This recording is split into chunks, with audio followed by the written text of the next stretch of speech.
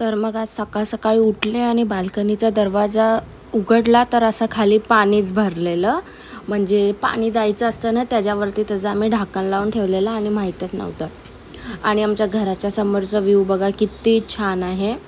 रात्रभर खूप पाऊस पडलेला, खूप जास्त पाऊस पडलेला आणि पूर्ण दिवस पाऊस पडत होता त्या दिवशी. तर खूप सुंदर असं थंडी थंडी हवा येत होती पाणी, आणि मला तर असं पाण्यामध्ये ना खेळायला खूप आवडते बघा. मी अशी खेळत होती. तर नंतर भाजी मागवले जेप्टोनी, बटाटा मागवला आणि हे आहे चिकू. मला चिकू खूप आवडतं खायला. बटाटा तर माझं फेवरेटच आहे. करेला मागवला, मम्मीने सांगितलेलं करेला मागव म्हणून. करेला मागवलं, वांग मागवलं आणि अद्रक मागवलेली, कारण चहामध्ये अद्रक लागते म्हणून खूप. तर मग लगेच वांग्याची भाजी करायला घेतली. तेल गरम केलं, हळद, तिखट, आपला काळा मसाला आणि मग वांगा असं फ्राय करून, म्हणजे थोडंसं नरम होतो तो वांगा.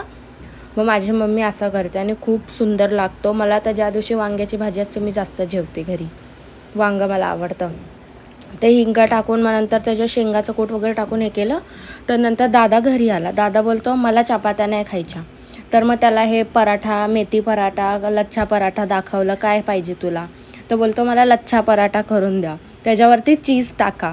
तर मग त्यांनी चीजवाला लच्छा पराठा खाल्ला. त्याला चपाती खायचा कंटाळा आलेला म्हणून मग बोलला मला लच्छा पराठा करून द्या. ऑप्शनमध्ये मम्मीने दाखवलं तर बोलतो लच्छा पराठा पाहिजे. तर मग त्याला चीजवाला लच्छा पराठा दिला. आणि मग त्याच्यानंतर काय नाही, तर मग रात्रीनंतर मम्मीने खीर केली, हे बघा. आणि जास्त गोड असते तर मी खात नाही, म्हणजे कोणीच खात नाही एवढं गोड आमच्या घरी.